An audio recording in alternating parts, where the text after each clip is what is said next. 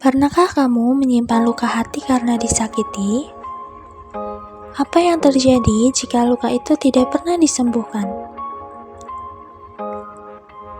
Untuk video kali ini, kita akan membahas mengenai forgiveness atau pemaafan. Bukan untuk orang lain, tapi untuk dirimu sendiri. Dalam psikologi, forgiveness itu adalah proses untuk melepaskan beban dari luka batin. Tapi tahukah kamu, pemaafan itu punya dua bentuk utama. Yang pertama adalah decisional forgiveness. Decisional forgiveness adalah komitmen sadar untuk memaafkan. Kita memilih untuk tidak membalas dendam dan berkomitmen memperlakukan orang tersebut itu dengan hormat, meskipun emosi negatif itu masih ada. Yang kedua, ada emotional forgiveness.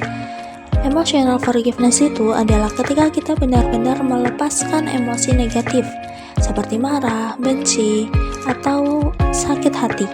Kita merasakan kedamaian dan empati, menggantikan luka. Nah, dari kedua itu adalah dapat disimpulkan bahwa decisional forgiveness itu adalah langkah awalnya, kemudian emotional forgiveness itu adalah cara penyembuhannya atau penyembuhannya.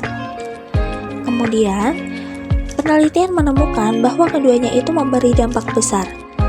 Nah, bagi yang decisional forgiveness itu membantu memperbaiki hubungan sosial dan mengurangi niat membalas. Kemudian yang kedua ada emotional forgiveness. Nah, dalam emotional forgiveness berdampak lebih kuat pada kesehatan mental, seperti menurunkan stres, kecemasan, dan bahkan meningkatkan daya tahan tubuh. Menurut Worthington dan koleganya, proses emosional ini bisa mengubah hidup, karena kita itu tidak lagi dikuasai oleh masa lalu. Kemudian contoh penerapan dalam kehidupan sehari-hari itu bagaimana ya? Bayangkan seseorang sahabat itu dikhianati. Nah, langkah pertamanya, ia memilih untuk tidak membalas dan bersikap baik. Ini adalah decisional forgiveness. Nah, kemudian beberapa minggu kemudian, setelah merenung dan berdamai dengan perasaannya, ia mulai merasakan empati terhadap sahabatnya. Inilah yang dinamakan sebagai emotional forgiveness. Proses ini tidak instan, tapi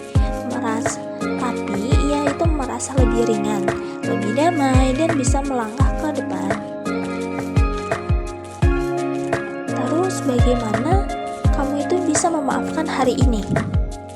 Nah, yang pertama yaitu putuskan dulu. Putuskan apa? Putuskan dulu. Apakah kamu itu siap berkomitmen untuk memaafkan? Ini adalah proses dari decisional forgiveness. Kemudian yang kedua ada luapkan emosi dengan sehat. Dengan menulis jurnal mungkin, berbicara dengan orang yang lebih kamu percayai, atau mediasi bisa membantu melepaskan emosi kamu. Yang ketiga ada latihan empati. Nah, coba melihat peristiwa dari sudut pandang orang lain. Kemudian yang keempat ada sabar dengan prosesnya. Jadi, emotional forgiveness itu butuh waktu, dan itu adalah wajar. Memaafkan bukan berarti kamu setuju dengan kesalahan itu ya, tapi kamu milih untuk tidak lagi dikendali oleh rasa sakit. Mulailah dari keputusan, lalu biarkan hatimu itu menyusul. Memaafkan itu bukan untuk mereka, ini juga untuk kamu yang layak hidup